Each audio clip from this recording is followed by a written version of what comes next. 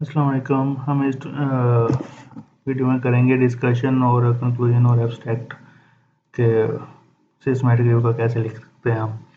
तो डिस्कशन के जो कंपोनेंट्स हैं, डिस्कशन में ये होता है कि हमने जो अपने रिजल्ट्स होते हैं उनको डिस्कस करना होता है कि हमारी जो सिमिलर स्टडीज़ हैं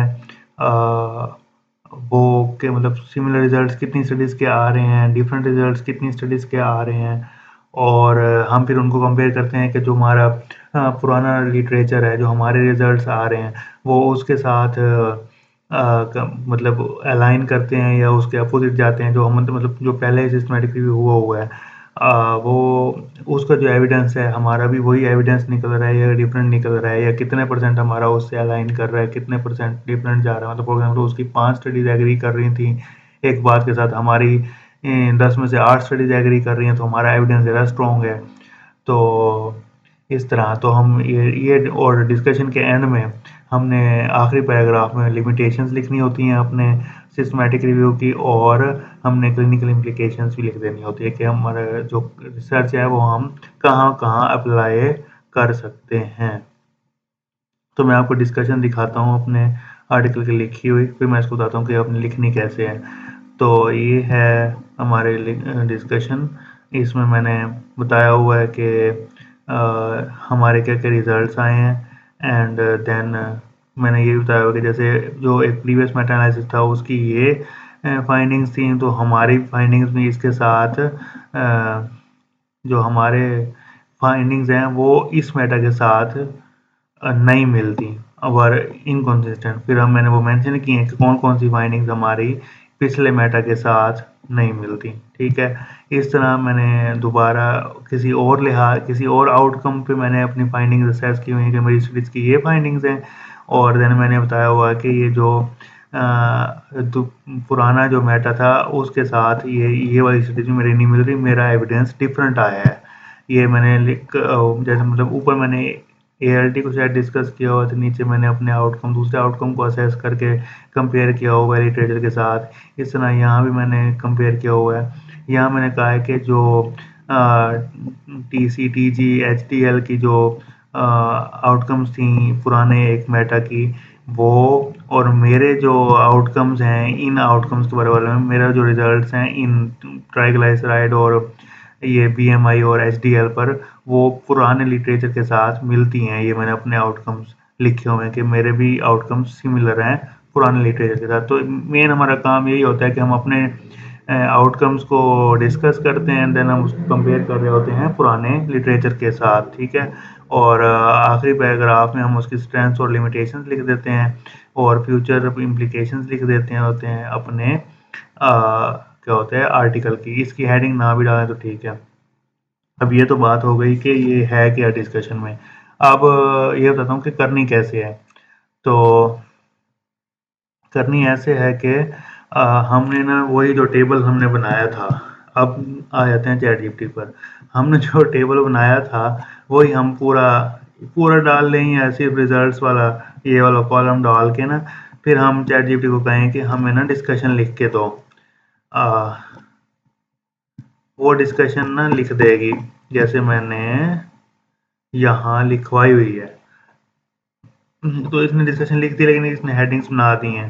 तो मैंने इसे कहा है कि रिजल्ट्स की तरह डिस्कशन ना लिखो। डिस्कशन ये अच्छी डिस्कशन नहीं लिखती ना यूजुअली, तो मैं इसको बताऊंगा कि चेंज कैसे करते हैं। रिजल्ट्स की तरह डिस्कशन ना लिखो, डिस्कशन वे में लिखो। जो सिमिलर स्टडीज़ हैं उनको उनको कंबाइन करो सिमिलर स्टडीज़ को, और आथर्स के नेम जो है ना वो एज ए साइटेशन डाल दो। तो फिर इसने कंबाइन करके ना वैसा ही लिख दिया है, मैंने इसको बार बार कहा हुआ है।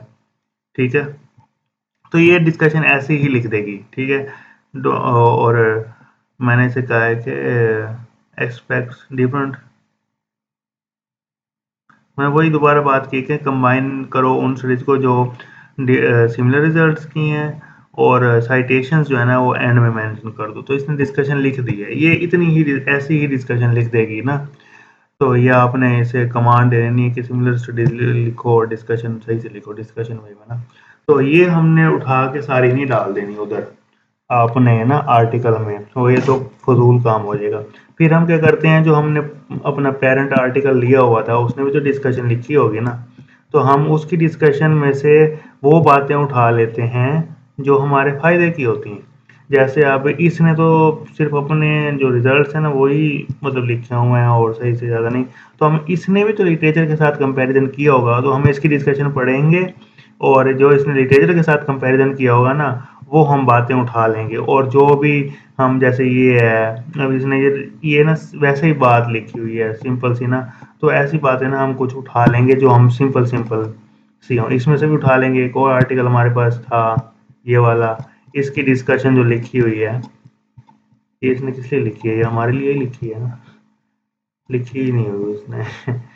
तो हम जो हमारे पेरेंट आर्टिकल्स हैं उनकी डिस्कशन में से कुछ चीज़ें उठा लेंगे और देन हमने जो स्टडीज़ 15 इंक्लूड की हैं वो मैंने यहाँ खोली नहीं हुई, उनकी डिस्कशंस में से भी हम कुछ डाटा उठा सकते हैं। तो हम डिस्कशन लिखनी ऐसे है कि जो चैट जीपीटी वाली है ना, वो हम पहले यहाँ लिख लेंगे, सारी कॉपी पेस्ट कर लेंगे। देन हम उसका इंट्रोडक्टरी पैराग्राफ थोड़ा सा ना कहीं से उठा लेंगे कि ये नॉन फैट लीवर क्या है, मतलब क्या तो नहीं, मतलब क्यों हम डिस्कस कर रहे हैं, फिर हमारा करंट मेटा एनालिसिस हमें क्या दे रहा है।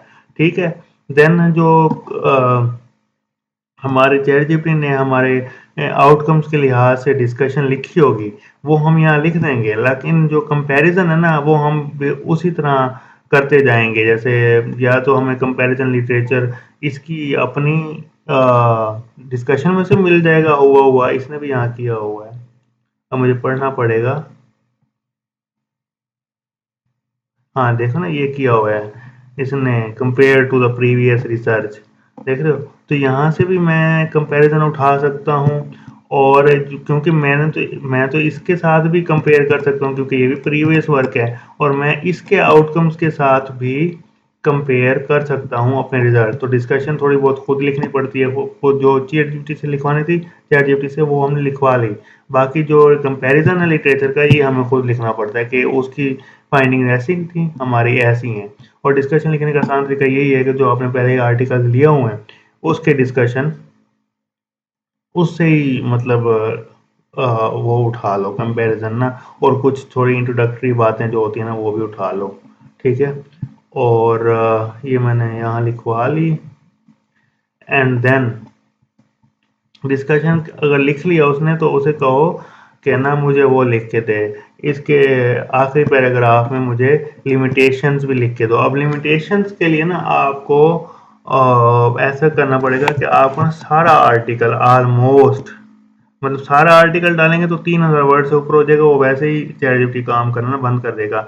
आपने आर्टिकल ऐसे डालना है कि आपने ना सिर्फ टाइटल डाल देना है, थोड़ा सा इंट्रोडक्शन, ये रैशनल वाला पैराग्राफ, मैथडोलॉजी पूरी, ये रचने वाला ये वाला पैराग्राफ, मैथडोलॉजी पूरी, क्योंकि मैथडोलॉजी की बेस पे भी लिमिटेशंस लिखनी होती है ना उसने चैट जीपीटी से अगर करवाना है तो, वरना तो खुद लिखनी चाहिए वैसे तो।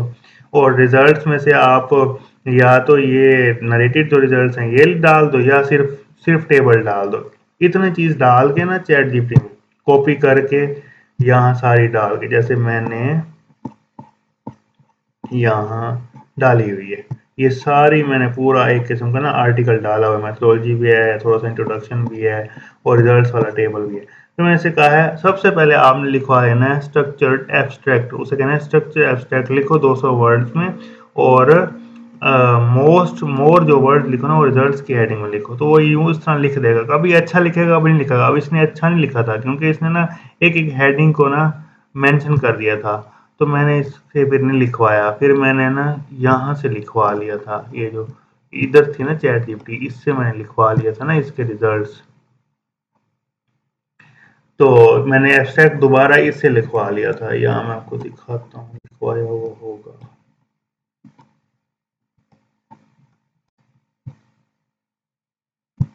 जो मिल नहीं रहा है कि मैंने एब्स्ट्रैक्ट ना, कभी कोई अगर आपको अच्छा ना लगे तो आपने दोबारा लिखवा लेना है, क्योंकि एब्स्ट्रैक्ट जो है ना वो यूं नहीं हो कि आप स्टडी मेंशन करो, आप आउटकम्स के कंबाइन रिजल्ट्स आपने मेंशन करने होते हैं। पहले आप एब्स्ट्रैक्ट लिखवा लो, आपने जैसे मैंने यहाँ लिखवा लिया, देन आप कहो कि मुझे जो अबव रिव्यू है उसकी लिमिटेशन लिख के दो एक पैराग्राफ में, आप लिमिटेशन लिखवा लो, ये आप उसमें डाल लो।